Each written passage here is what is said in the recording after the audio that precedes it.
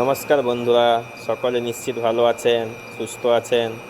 আজকে চিকেন বিরিয়ানি রান্না করে দেখাবো, একদম খুব সহজ পদ্ধতিতে এবং ঘরোয়া পদ্ধতিতে, যাতে যারা নতুন রান্না করছেন তাদের কাছে খুবই সুবিধে হয়। আর এইভাবে তৈরি করলে কিন্তু খুব একটা সময়ও লাগবে না, অনেক বাসনও বেরোবে না, খুব অল্প বাসনের মধ্যে রান্না হয়ে যাবে এইভাবে চিকেন বিরিয়ানি। কেমন লাগলো রেসিপিটা জানাতে ভুলবেন না।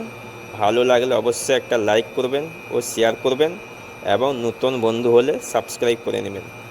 নতুন বন্ধুদেরকে স্বাগত জানিয়ে পুরানো বন্ধুদেরকে পাশে থাকার জন্য ধন্যবাদ জানিয়ে শুরু করব আজকে রেসিপি। এরপর এই যে বন্ধুরা, এখন মাংসটাকে লবণ আর হলুদ দিয়ে মাখানো হয়েছে, দেখতে পাচ্ছেন। এইভাবে লবণ আর হলুদ দিয়ে মাখিয়ে কিছুক্ষণ রেখে দেব। এর মশলার জন্য কিছু দেখুন বন্ধুরা, মশলাটা এই যে এখানে একটা মশলা এনেছি। এরকম মশলা আপনারা আপনাদের পরিমাণ মাপিয়ে নিয়ে নেবেন। আর এটা চিকেন মশলা, এর জন্য একটা ঘি লাগছে, এই ঘিটা দেখছেন। আর সোহানা চিকেন বিরিয়ানি কা মশলা, এই মশলাটা দিলে বিরিয়ানিটার টেস্ট একটু আলাদা হয়, তাই এই মশলাটা এনেছি। দাম বেশি নয়, 10 টাকা এইসব জিনিস। বাকি চাল এনেছি 40 টাকার। আপনারা ভিডিওটা না টেনে শেষ পর্যন্ত দেখতে থাকুন। শেষ পর্যন্ত দেখলে অল্প খরচে আপনারা বাড়িতেও বানাতে পারবেন। এই যে দেখছেন, আমাদের এখন চিকেনের জন্য পেঁয়াজ কাটা হচ্ছে, আর আলু কাটা হচ্ছে, টমেটোটা কাটা হয়ে গেছে, আদা রসুনটা ছাড়াতে বাকি আছে।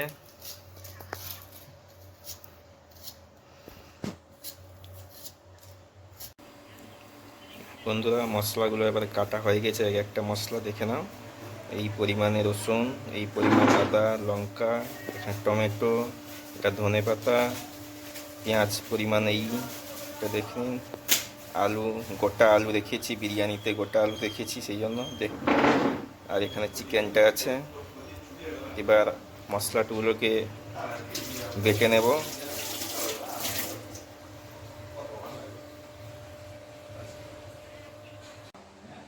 বন্ধুরা, আমার এখন রসুন বাটানো আর আদা বাটা হয়ে গেছে, পেস্ট হয়ে গেছে। এখন পেস্টের জলটা বাটিতে রেখেছি, এটাও মাংস কষাতে লাগবে, এতে টেস্ট একটু ভালো হয়।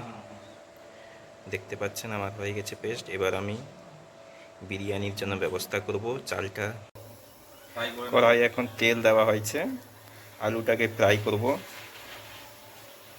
আলুটা সেদ্ধ করা হয়নি, কাঁচা অবস্থা আছে, দেখে তেলে ফ্রাই করে নেব।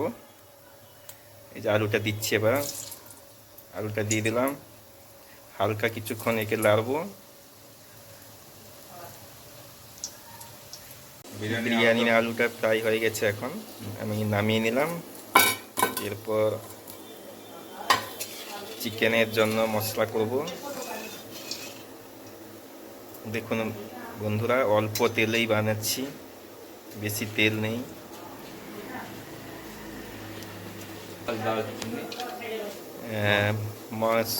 মাংসের জন্য মশলা দিচ্ছি, এলাচ, দারচিনি, লং, এরপর পেঁয়াজটা দিয়ে দিলাম। দেখছেন বন্ধুরা, এইভাবে বানাবেন, এতে খুব সুন্দর লাগবে। এবার অল্প পরিমাণে লবণ দিলাম। এবার কিছুক্ষণ একটু ফ্রাই করব।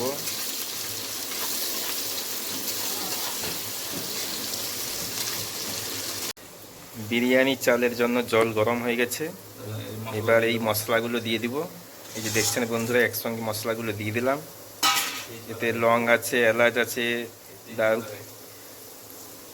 এবার তেজপাতাটা দেব। দেখছেন জলটা কীরকম ফুটছে। এইভাবে জলটা ফুটবে তখনই মশলাগুলো দিবেন একটা একটা করে। এদিকে চিকেনের জন্য মশলা হচ্ছে, এইদিকে বিরিয়ানির এই তেজপাতা দিয়ে দিলাম। এবার বিরিয়ানির চালটা এখানে আছে, এই যে দেখছেন বিরিয়ানির চাল। খুবই, এবার ঘিটা দিলাম।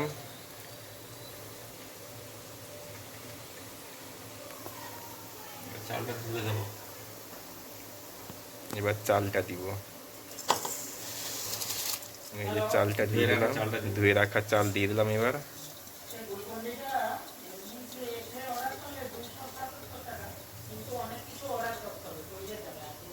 খালি চালটা দিয়ে দিয়েছি, এবার ঢাকনাটা বন্ধ করে রেখে দেবো।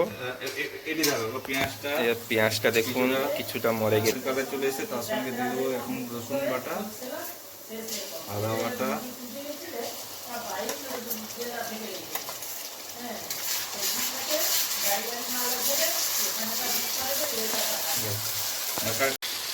এরপর টমেটোটা দিয়ে দিব। কাঁচা লঙ্কা কিছু পরিমাণ দিয়ে দেবো। ঠিক আছে,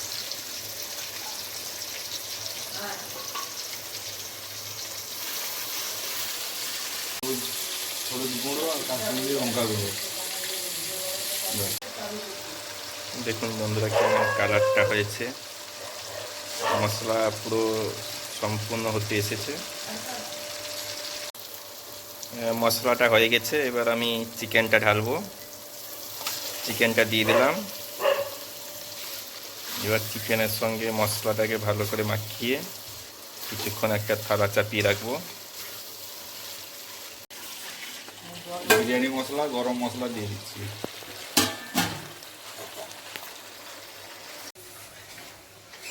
বিরিয়ানির চাল রেডি হয়ে গেছে। মেথি দিয়ে দিলাম।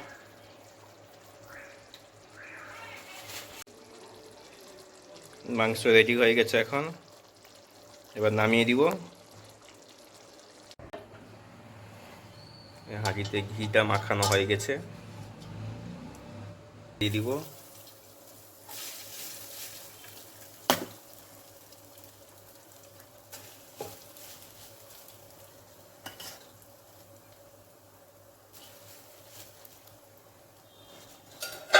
কিছু পরিমাণ চালটাকে ভালো করে সাইজ করে নিব চারদিকে। এরপর কিছু পরিমাণ চিকেনটা দিব।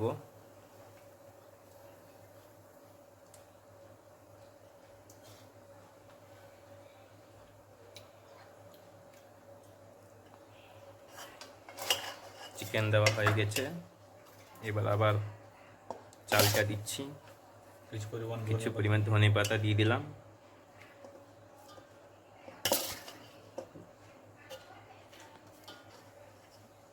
ভাত চাল দেওয়া হয়ে গেছে, এবার আবার ওই যে 3টে আলু রেখেছিলাম, এই আলুগুলো দিলাম, চিকেন দিলাম। এইভাবে সব কিছু দিয়ে এবারে চালটা দেওয়া শেষ, এবার উপরে একটু ঘি দিয়ে দিলাম।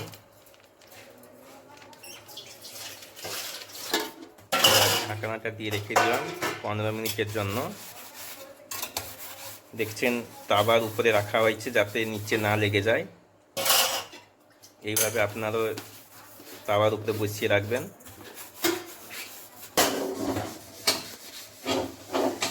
এবার চারিদিকে আটা দিয়ে যাতে হাওয়া না লেগে যায়।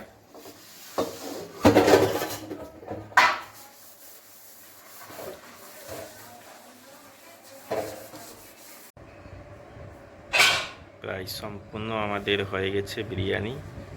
এখন নামিয়ে দিচ্ছি 15 মিনিটের পর, নামানো হয়ে গেল।